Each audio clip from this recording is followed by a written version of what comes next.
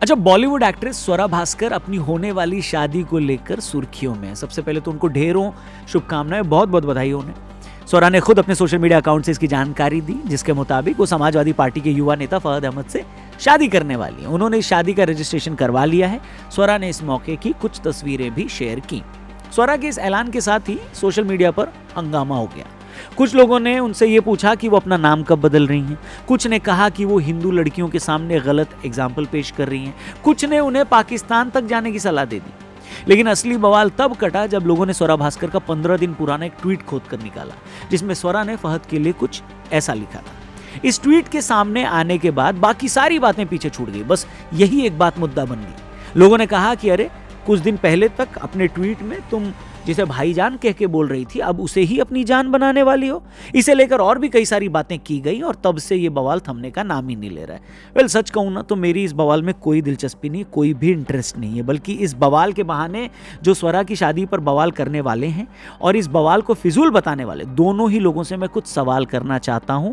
और इससे पहले कि मैं अपनी बात रखूं, मैं एक ही चीज रिक्वेस्ट करूंगा आपसे कि इस बात को जो मैं कहने जा रहा हूं उसे खुले दिमाग से सुनना। और जब तक मैं अपनी बात पूरी न कर लूं, बीच वीडियो में ही अलमारी से अपनी खानदानी तलवार निकाल मत लेना मेरे पे, क्या समझे? इसलिए कुर्सी की पेटी बांध लो और अकल पर लगी पट्टी खोल लो। सॉरी, जिसके लगी है पट्टी सिर्फ वही खोले, ठीक है? जिसकी खुली है उसको क्या बोलना।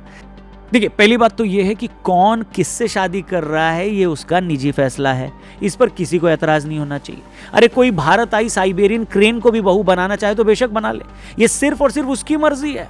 हम उस पर सवाल उठाने वाले कौन होते हैं? हम तो खुशी खुशी दूल्हे और साइबेरियन क्रेन को भी शगुन डालकर चले जाएंगे, है कि नहीं? लेकिन दिक्कत तब आती है जब हम लोगों को ऐसी छूट देने में सिलेक्टिव हो जाते हैं। अगर किसी को स्वरा भास्कर के राजनीतिक विचार पसंद हैं, तो उसे इस बात पर गुस्सा आता है कि लोग स्वरा की पर्सनल लाइफ पर कमेंट क्यों कर रहे हैं, कॉकरोच बनकर उसकी जाती जिंदगी में क्यों घुसे जा रहे हैं। लेकिन इन्हीं लोगों को अगर कोई नेता पसंद नहीं है तो यही लोग उसकी बचपन में हुई शादी को भी मुद्दा बना देंगे। आज भी उसे लेकर उस पर छींटाकशी करेंगे, जबकि उस शादी का उस नेता की पॉलिटिक्स से तो कोई लेना देना नहीं है, बताइए। और पर्सनल चॉइस को लेकर लोगों का ये जो डबल स्टैंडर्ड है ना, यही हमारी असली प्रॉब्लम है। लेकिन ये नहीं हो सकता ना कि मैं यूपी में बुलडोजर चलने पर अपनी छाती कूट लूं और कंगना के दफ्तर टूटने पर नाच नाच के अपने घुटने तुड़वा बैठूं, हैं? इसी तरह किसी भी फिल्म स्टार को उसके पॉलिटिकल व्यूज या कभी दिए गए किसी बयान की वजह से उसकी फिल्म को टारगेट नहीं करना चाहिए। लेकिन यह बात भी दोनों तरफ लागू होती है। अब यहां भी ऐसा नहीं हो सकता ना कि पठान या लाल सिंह चड्ढा के बॉयकॉट पर तो हम इसे कला पर हमला बताएं, और जब द कश्मीर फाइल्स का विरोध होने लगे तो आधा किलो फेविकॉल पीकर मुंह जमा बैठे।